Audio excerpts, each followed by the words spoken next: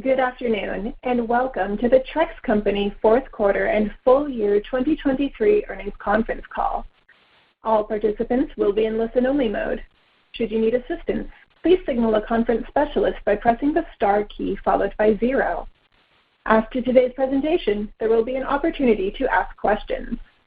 To ask a question, you may press star, then 1 on your telephone keypad. To withdraw your question, please press star, then 2. Please note, today's event is being recorded.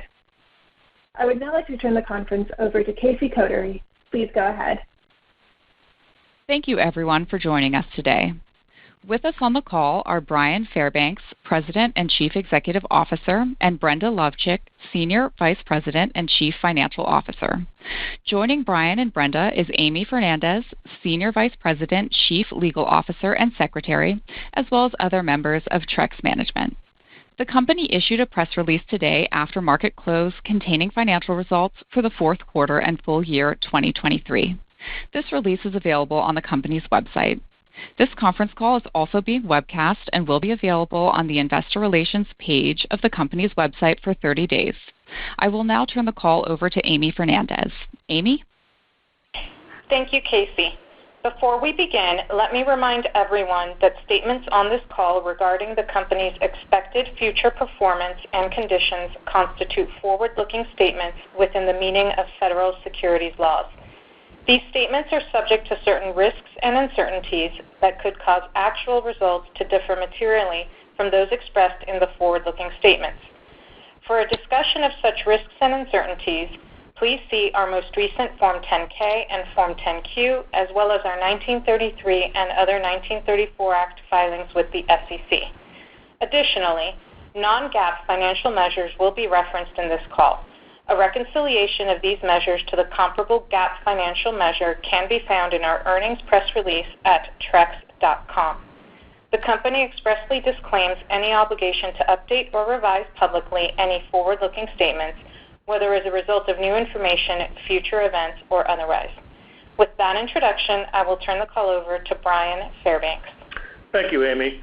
Good evening, and thank you for joining us to discuss our fourth quarter and full year 2023 results, along with our outlook for 2024. The fourth quarter capped a year of solid performance, with revenues coming in slightly above our guidance range. I want to thank our channel partners and the dedicated team members at the TREX Company for making these achievements possible. Channel sell-through growth was in the mid-single digits, in line with the levels we experienced in the second and third quarters, and representative of the power of the TREX product portfolio. The resilience of the TREX brand was demonstrated throughout 2023, and our return to market-leading profitability represents a solid baseline from which to achieve our long-term targets. In Q4, we unveiled a robust selection of new product offerings that expanded our portfolio within existing categories and extended our range into complementary category adjacencies. These introductions contributed to both fourth quarter and year-end results and will be key contributors to our long-term strategic growth. The newest additions to our decking portfolio, TREX Transcend Lineage and TREX Signature, appeal to the premium customer segment seeking the realistic aesthetics of wood with the low maintenance and eco-friendly benefits of composites. Lineage decking, offering a refined finish in fresh colors coupled with proprietary heat mitigation technology, quickly gained traction in both the pro channel and within the special order category with our home center partners. TREX's premium Signature decking replicates the look of the finest tropical woods and is sold at a premium price commensurate with its groundbreaking aesthetics and performance characteristics. Following successful regional introductions in 2023, Signature launches nationally in 2024. On the railing side of the business, we launched several additions to our portfolio to drive our objective of significantly increasing our railing attachment rate by offering railing choices at every price point, replicating the success of our tiered decking program. TREX Select T-Rail, our high-performance, value-priced railing system, competes favorably with popular vinyl railings and opens a new $300 million total addressable market to the company. The new Signature X-Series cable rail and X-Series frameless glass rail add two modern, streamlined specialty options to our premium railing line and will be available in the spring of this year. Additionally, we launched our own TREX branded fastener collection, which includes a range of solutions for every composite deck fastening need, from color-matched screws and plugs, specifically engineered bits, depth setters, and clips, all designed to deliver a clean, cohesive aesthetic while making installation easier and more efficient for contractors and DIY installers alike. This new product offering will also be available in the spring of this year. These products and other future launches will provide our channel partners a competitive advantage by delivering end-to-end solutions from one supplier for a seamless deck building experience. In addition to investments in new product development, 2023 was a year of increased spending on branding and other sales and marketing programs, which helped drive outperformance against the larger repair and remodel segment. Notably, our forward-looking demand metrics, such as web traffic and sample sales, posted strong year-on-year gains. And throughout 2023, we worked closely with our industry-leading channel partners to efficiently allocate marketing spend and optimize inventory levels with lead times to ensure that together we service growing consumer demand. Our intense focus on product development and ensuring success for every partner throughout the channel resulted in new account conversions to the TREX brand, along with the continued expansion of our TREX Pro network. We're also proud of the improved profitability that TREX achieved in 2023. Our gross margin for the year expanded by 480 basis points, returning to more normalized levels, even as utilization rates below those of the prior year. This strong showing was driven primarily by production efficiencies and fast return cost-saving projects. Notably, price and deflation were not major factors. TREX is honored by the many recognitions received in 2023, which include 3 high-profile accolades for our ongoing commitment to sustainability. In addition to the Lowe's Sustainability Vendor Partner of the Year award, TREX was named one of the 100 best ESG companies for 2023 by Investor's Business Daily and earned a ranking by Newsweek as one of America's most responsible companies. As a company founded on sustainable principles, environmental stewardship and corporate responsibility are embedded in the DNA of TREX, and these honors affirm that our core values resonate with customers and the national media. Now I'd like to turn to our outlook for 2024. As shared in today's earnings release, we expect a strong year with double-digit revenue and EBITDA growth. Several factors underpin these assumptions. First, we have the benefit of the early buy program. By shifting from December to this year's first quarter, we expect $60 to $80 million in incremental sales in the first half of 2024, primarily in the first quarter. Second, we anticipate mid-single-digit underlying demand growth, despite our expectations of the larger repair and remodel market being flat to down low single digits in 24. Our consumers are staying in their homes longer and want to increase the enjoyment of their outdoor space while adding value to their home. TREX Decking and Railing does just that. Our robust product portfolio with options for every budget provides homeowners with the most relevant choices. And thanks to our industry-leading distribution network, TREX products are available in more locations than anyone else. Third, in addition to improved utilization, we expect ongoing gross margin benefits from our continuous improvement cost-out programs.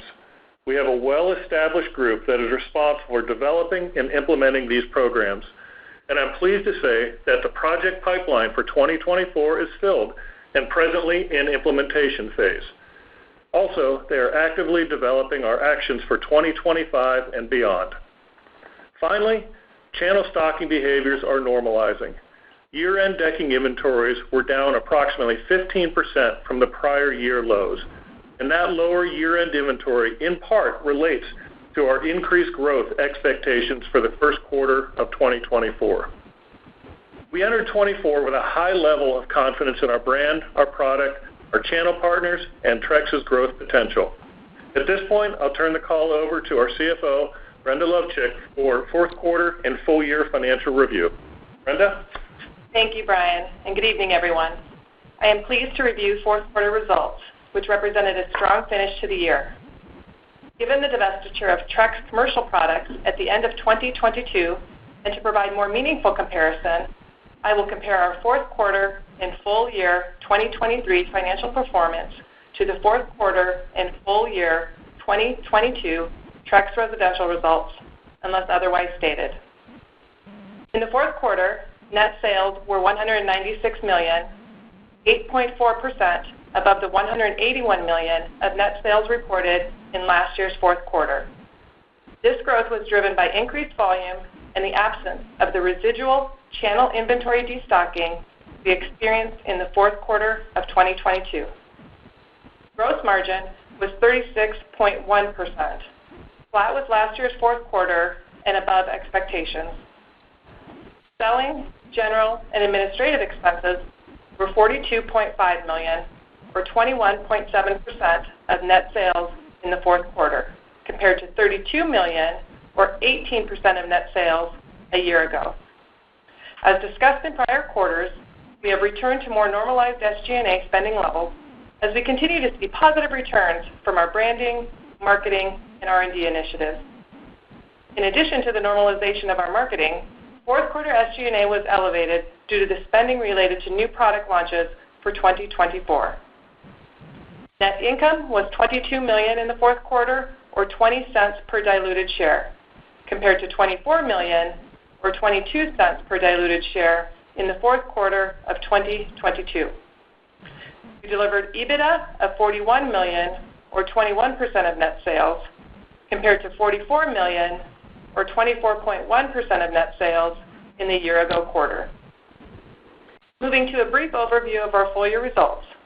Net sales totaled $1,095 million in 2023, compared to $1,060 million in 2022, which, despite moving the early buy program out of Q4 2023 and into the first half of 2024, is an increase of $35 million, or 3% growth over the prior year.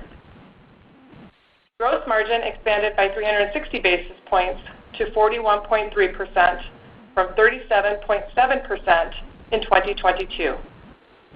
This year's gross margin benefited from the absence of the inventory recalibration done by our channel partners in 2022. Additionally, our cost-out initiatives and improved plant performance were important contributors to the gross margin recovery and more than offset the higher depreciation and utility costs. Selling, general, and administrative expenses were $176 million in 2023, or 16% of net sales, compared to $132 million, or 12.4% of net sales in 2022. The year-over-year increase is driven by additional investments in branding, marketing, and R&D, which continue to provide good returns. Full year 2023 net income was $205 million, or $1.89 per diluted share, compared to $201 million, or $1.80 per diluted share. We delivered full-year EBITDA of $326 million, up from $311 million, and EBITDA margin expanded to 29.8%, a 40 basis point improvement from the 29.4% reported in 2022. During the 2023 fiscal year, we recognized a benefit of $3.8 million from a reduction in the TREX residential warranty reserve related to the surface flaking issue that affected a portion of our products manufactured at the Nevada plant before 2007. Excluding the warranty benefit, 2023 adjusted gross margin was 41%. Adjusted net income was $203 million, or $1.86 per diluted share. Adjusted EBITDA was $323 million, and the adjusted EBITDA margin was 29.5%. We generated a healthy consolidated operating cash flow of $389 million, considerably higher than the $216 million in 2022. Capital expenditures were $166 million, primarily related to the build-out of the Arkansas manufacturing facility. During 2023, we returned $15.6 million to shareholders through the repurchase of approximately 265,000 shares of TREX outstanding common stock. Trex remains committed to a disciplined capital allocation plan, which includes the repurchase of up to 10.8 million shares, or approximately 10% of outstanding shares. As we turn to our outlook, we are expecting a strong year with double-digit revenue growth and further margin expansion for the Trex Company. We anticipate full-year net sales to be in the range of $1,215 million to $1,235 million, representing year-on-year growth of 12% at the midpoint. Given that year-end channel inventories reached exceptionally low levels, coupled with the change in the timing of our early buy program, we estimate that approximately 60% of full-year revenues will occur in the first half of the year. A few other details regarding our expectations for 2024. We expect first quarter 2024 sales to be in the range of $360 million to $370 million, inclusive of the $60 to $80 million from our early buy program. Full-year EBITDA margin is expected to range from 30 to 30.5%, a 75 basis point expansion from the 2023 levels at the midpoint. Full-year SG&A expenses are expected to drive 20 to 30 basis points of leverage, and we are assuming an effective tax rate of approximately 25 to 26%. In addition, we expect interest expense to range from $4 to $6 million, depreciation expense to range from $50 to $53 million, and 2024 full-year capital expenditures are assumed at approximately $220 million as we continue the development of the Arkansas facility. With that, I'll now turn the call back to Brian for his closing remarks. Thank you, Brenda. 2023 performance demonstrated the strength of the Trex brand and the relevance of our products in the outdoor living segment. These attributes will continue to drive Trex to outperform the underlying repair and remodel market in the coming years and achieve our objectives of 11 to 13% annual revenue growth and 500 basis points of EBITDA expansion through 2028. As Brenda noted, in 2024, we will continue to invest in those areas which have historically driven our success. We will also focus on the consumer's wants and needs to guide our roadmap for growth. The Trex team is forging ahead with our strategy to capture an increasing share of decking, railing, and adjacent products, which together represents a $14 billion addressable market for Trex, while remaining mindful of the strengths that have gotten us where we are today. Brand strength, aesthetics, durability, products at every price point, the excellence of our dealers, contractors, home improvement retailers, distributors, and the dedication and commitment of our Trex team members. I look forward to even greater achievements in 2024. Casey, I'll turn it back to you.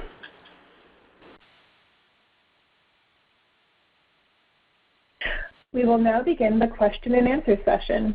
To ask a question, you may press star, then 1 on your telephone keypad. If you're using a speakerphone, please pick up your handset before pressing the keys. To withdraw your question, please press star, then 2. In the interest of time, please limit yourself to 1 question and 1 follow-up. At this time, we will pause momentarily to assemble our roster. Today's first question comes from Rafe Jadrosich with Bank of America. Please go ahead. Hi, good afternoon. Thanks for taking my question. I wanted to just ask on the revenue growth assumptions for the full year. If I look at the first quarter guidance, it obviously includes the early buy, and then you have some additional growth on top of that. It sort of implies that there's very little underlying growth for the remainder of the year. What are you sort of assuming in terms of the overall either R&R backdrop as we move past the first quarter? Because I think the underlying kind of growth assumption is almost no growth in the second half of the year. Yeah, so I think it's important to note our underlying growth assumption for sell-through is going to be in the mid-single digits. We've talked in the past before about there not being enough inventory in the channel last year to be able to support the market when it really turns on in the April-May timeframe. So in addition to getting the inventories to the right level in 2024, you're seeing the impact of that December portion of the early buy transferring out to 2024. So the first quarter will have much higher growth because of those couple actions along the way. And then the rest of it will be dependent upon how the consumer behaves. We've got great confidence that we're hearing from the channel today that they're building to the right levels, and that between Trex's inventories and our channel inventories, we'll have what we need to support the marketplace on a timely basis. What is after the first quarter, what's the sellout assumption that you're using for the remainder of the year? It's relative on a full year basis, it's a mid-single digit sellout. We've not provided the sellout on a quarterly basis. Yeah, okay, that's helpful. And then on the capacity expansion that you're planning for next year and some of the CapEx, can you talk about, is there an SG&A component of that falls into 2024? And what's the uptick on the expense side that you would expect to support that? The vast majority of the spending is going to be related to Little Rock, and that'll fall above the gross margin line. That $220 million guidance, as I referenced at the end of the third quarter, is higher than what we were originally expecting because we've now elected to build our own warehouse on the facility. Our original plans were to lease that space, but after seeing where the warehouses were and the total costs, we're better off in putting our own capital into that. So it's driving the capital number higher for the 1 year.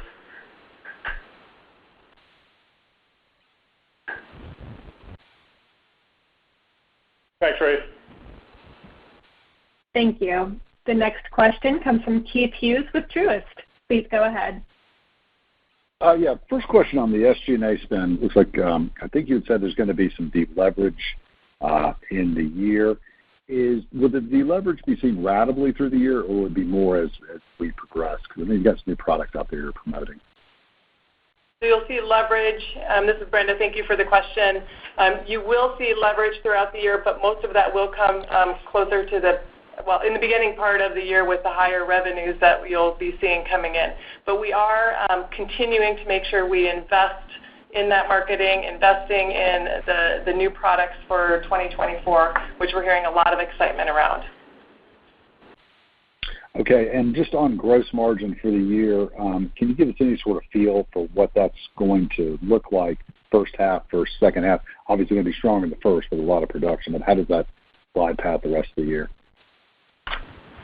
You'll see stronger numbers in the first half of the year, and then we expect additional opportunity in the back half of the year if the market is stronger than what we expect. As you saw in the fourth quarter, as those volumes decline, our gross margin does fall off, so we tend to see the biggest numbers during the largest revenue quarters. Okay, thank you. Thanks.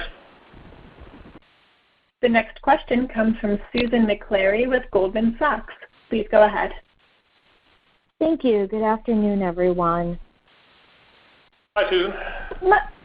Hey, Brian. My first question is, you did a nice job of outlining some of these new launches that you had last year and the plans for this year as well. As you think about these products gaining traction out in the market, can you talk about the potential upside that could mean for the revenue and how we should be thinking about the benefits of that perhaps starting to come through?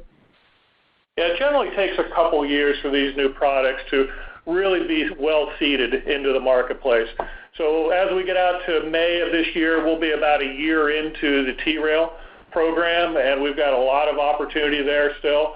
Our cable railing system, glass rail system, as well as the fasteners, all launch in the spring of this year, so all new to the marketplace. And then, of course, Lineage, which we've launched over a year and a half ago at this point, has really gained significant traction as we continue to launch more colors within that product line, and I've heard great things from our channel and then from those that are using the product. Okay. All right. That's helpful. And then you also mentioned one of the benefits to margins this year will be ongoing cost takeout programs that you have going on. Can you just talk a bit about what some of those efforts are and anything just around how they will start to come through and the forward pipeline of opportunity as well? Yeah, there's the thing I'm probably most proud of with the team is that there's no opportunity too small. There are a lot of items that are in the pipeline where we're looking at a fairly small operation and how do we make that more efficient. And everybody throughout the company is interested in having these efficiency reviews done. And when you bring those small projects together, it ends up being big dollars. Now, on top of that, we also have some big programs that we're going after as well. We have a program within our poly processing, our plastic processing operation, which will allow us to clean and pelletize plastic at a higher rate than what we see across the industry and what we've developed in the past. And then we also have other opportunities that we're bringing in from outsourced vendors that will start to occur later on this year and into next year. Okay. All right. Thanks for the color and good luck with everything. Thanks. Thank you. The next question comes from Ryan Merkel with William Blair. Please go ahead. Hey, everyone. Thanks for taking the questions. My first question is on the first quarter. Brian, the revenue is coming in a lot higher than all of us expected, and we knew about the shift of the early buy. Can you maybe tell us how much was destocked last year in 1Q23, and if there's anything else that is driving the first quarter so much higher than we all expected? So you've got 60 to 80 million coming in from December, and the majority of that will be in the first quarter. Some of it will be pushed out to Q2. You've got extremely low inventories within the channel itself at year end. And if you go back to the first quarter call from last year, I believe the numbers I threw out where I would have liked to have seen an additional $40 to $50 million of inventory within the channel itself. So when you bring those together, that's why you're seeing such a significant number in the first quarter. And it's important that we get this material staged before the season and ready for when things turn on. Got it. And just to be clear, the first quarter revenue assumption includes mid-single-digit sell-through? Yes. Okay. And then, just my second question, what's sort of the feedback from contractors? How are their bookings looking? How are their backlogs? Just anything you can help us with there. Yeah, I'm still hearing confidence from the contractors. Generally, we're seeing, on average, you're looking to be between 5 to 6 to 7 weeks for the contractors, which is back to an average type lead time in the marketplace. Their phones are ringing. Actually, we are hearing that projects seem to be getting bigger, so that definitely supports that higher-end consumer is still doing well in the marketplace, and they're looking to add on to their existing homes. Great to hear. Best of luck. Thanks. The next question comes from Joe Allersmeyer with Deutsche Bank. Please go ahead. Hey, good evening, everybody. Hi, Joe. Hello. I'd also kind of like to talk about the sales guidance, maybe a different way to frame it. Maybe this is the wrong way, you can tell me, but if I take $70 million out of your guide and put it back into the prior year, it actually makes the year-over-year flat. I would have expected that to be around 5% if that's the core underlying sell-through growth. So maybe that's not the way to look at it.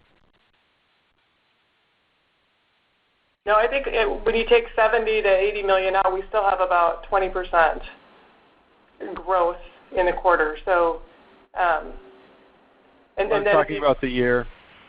Oh, got it. Yeah, so that'll be dependent upon where the inventories end with the channel at year end. We do know that the channel has said this consistently. They're looking to be very efficient on their inventories, and what we decide to do with the early buy program next year, we'll decide that as we get later in the year and provide more details on that. Okay, understood. Maybe the other part of it I was confused about, the implied back half, maybe kind of similar to Rafe's question earlier, is kind of flattish versus last year's back half, which would have had the push out of the 60 million. So adjusted for that's actually down by 60 to 80 million year over year. I'm just trying to reconcile that along still with the first question. We expect inventories to be higher in the channel as we end the second quarter. Okay, thanks. Thanks. The next question comes from Trey Grooms with Stephens. Please go ahead. Hey, good afternoon. I guess the one that I had you touched on earlier, and I appreciate the help with the cadence of the top line. And high level, Brian, you mentioned first half would be better margin than second half. I mean, I think that's pretty clear. But I mean, just given the strength in 1Q as we're thinking about the contribution there, is there any additional color you could give us, any other detail to help us kind of think about that, especially as it relates to the margins, just given how, I'm sure production rates in the 1Q are going to be, significantly higher than what we've seen.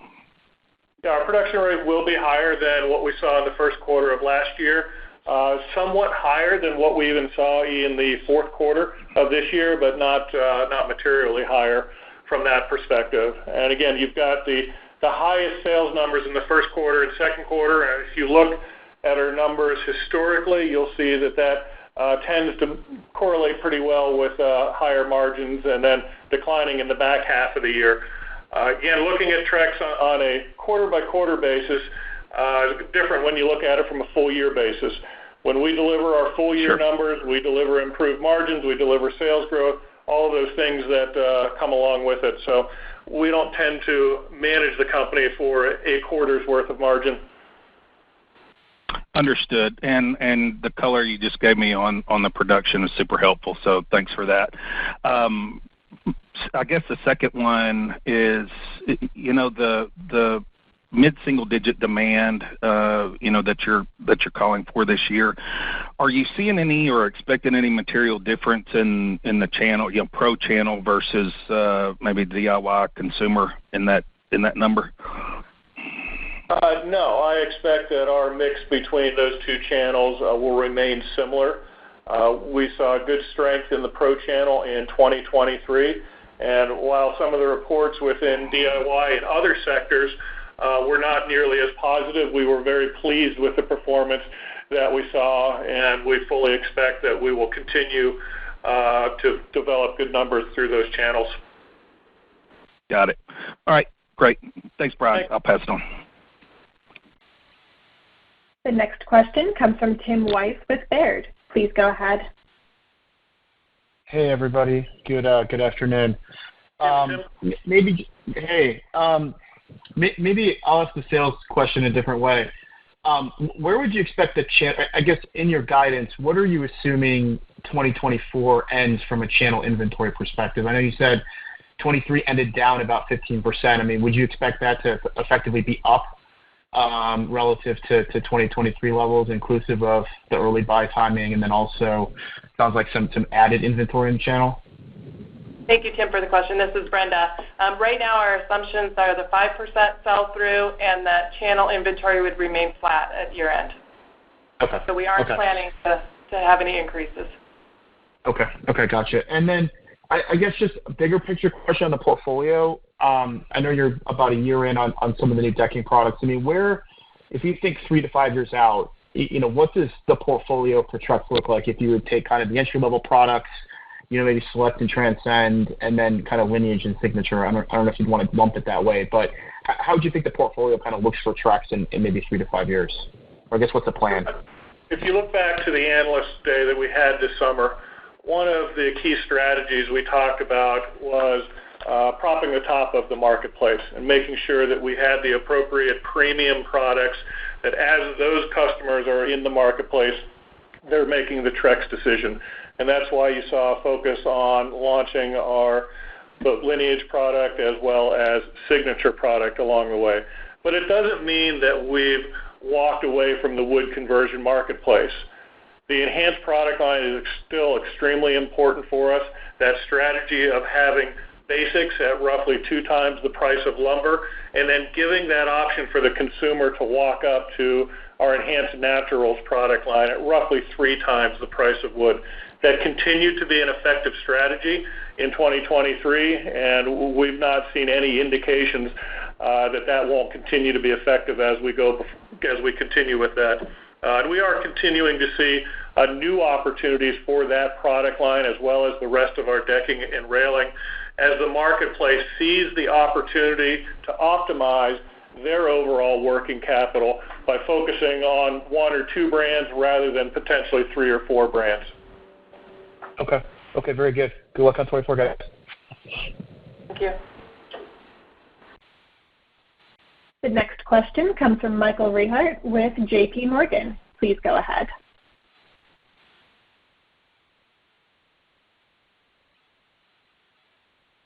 Mr. Rehaut, your line is open.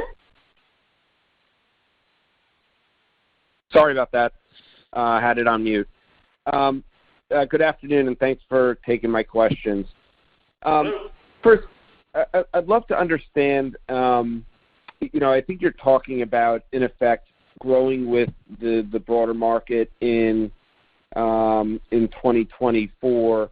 And just wanted to kind of understand, given the fact that, you have, significantly expanded your capacity over the last 2 or 3 years, how does, some of those additional growth strategies play into, let's say, what I would consider to be more of, your typical outperformance of the decking market relative to the underlying R&R, of 5 to 7%, let's say. You've obviously highlighted a lot of opportunities around either international, perhaps aligning yourselves with certain, production builders. You've highlighted the railing opportunity. So just trying to kind of reconcile where some of those growth strategies, how do those fit into the 24 outlook, or, perhaps with those strategies more kind of supercharged growth, let's say, for lack of a better word, in 25 or 26? Well, a couple of things to unpack with that. You are seeing kind of the supercharging of our product launches as we move into 2024 at a higher level than you've ever seen with Trex in the past. But I think it's also important to note that we believe the numbers that we're providing recognize that there's still some uncertainty in the economy. We expect the repair and remodel sector as a whole to be flat to down single digits versus us talking about sell-through in the mid-single digits growth. So you see that 5 to 6, 7% type outperformance of repair and remodel.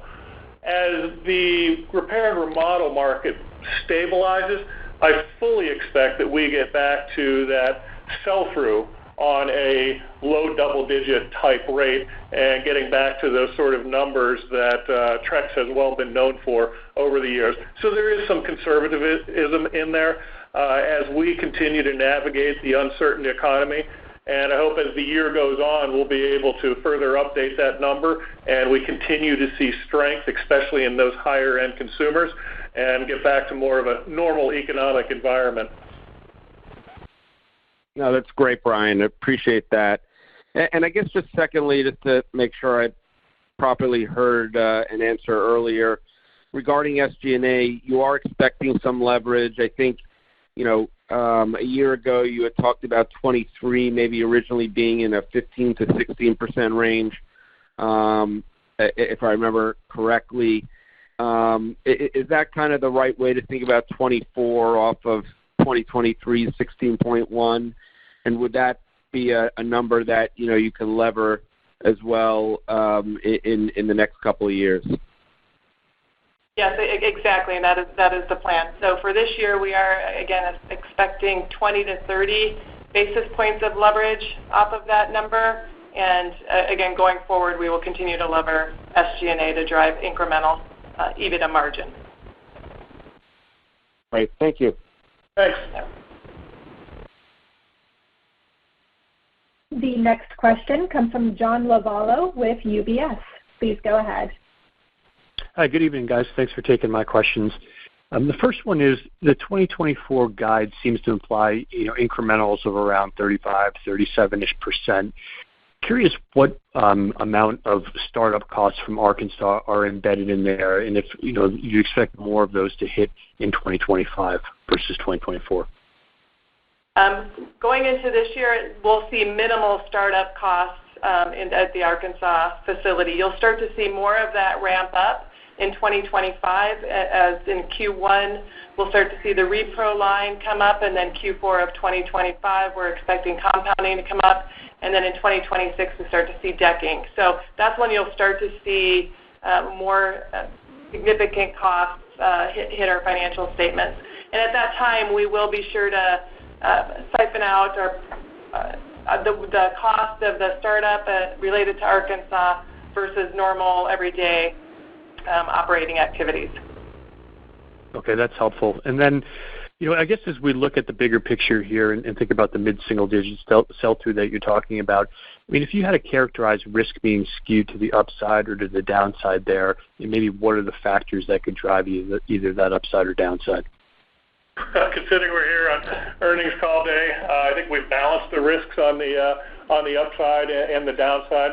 As I mentioned, I feel as though, given what we know about the consumer, and it's very early in the year, we've got to see the season actually kick off, but everything that I'm hearing from the channel is they're excited about the opportunity to grow with Trex. The consumers are coming through the door. The contractors are getting their backlog filled as they go into the summertime. Okay, guys. Thank you very much. Thanks.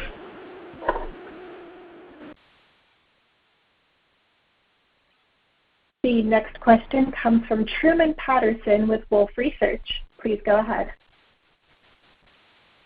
Hi, this is Trevor Allenson on for Truman. Thank you for taking my questions. First, just wanted to touch on inventory levels again. It sounds like by the end of the year, you guys are still expecting channel inventories to be near the historical low levels that they are now. What do you think gets the channel to start taking on some more of that inventory? You guys bring on more capacity. Other players in the industry have also brought on more capacity. Do you think that inventory levels going forward, more intermediate term, will continue to remain low, or do you think, over time as the macro provides some more certainty that we'll get back to those normal days on hand type levels? I think what's most important with what we're talking about is getting inventories to the right level as we go into the season. If you go back to the historical years of Trex, usually inventory would be at its lowest point coming out in November, and then we would start the early buy program, start to build some in December, and then through the first quarter of the year. In this case, we elected to go ahead and do that early buy all in the first 3 months, and we'll decide how we handle 2025 as we get closer to that. But I'm not particularly concerned by those inventory decisions at the end of the year. Whereas if you were to tell me looked like we were going to have historically low inventories at the end of the first or second quarter, I would have great concern as to how the channel was managing their inventories and their responsibilities.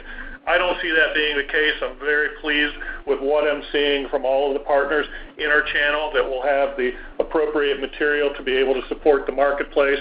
And where the year end comes out from an inventory perspective, we'll either be able to address that by putting some in December or, again, doing it in the first quarter. Okay, thanks, Brian. That's really helpful. And then maybe a longer-term question.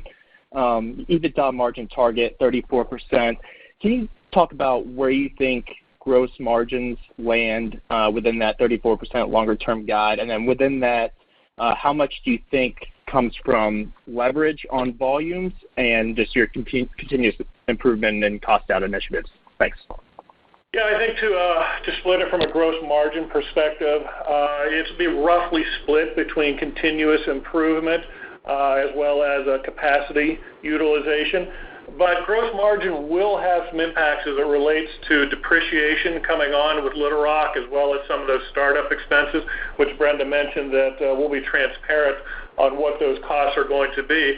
But early on, we won't have as favorable of a cost basis because the facility won't have the same kind of volume that our Virginia facility has along the way.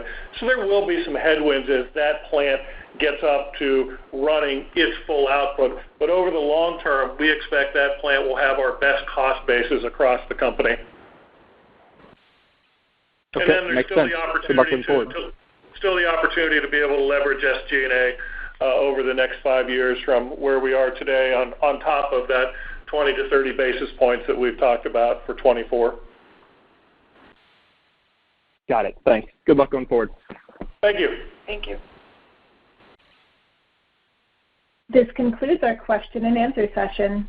I would now like to turn the call back over to management for closing remarks. Thanks for everybody's attendance at today's earnings conference call. We look forward to speaking with many of you in the upcoming weeks. Good evening. Bye. The conference has now concluded. Thank you for your participation. You may now disconnect your lines.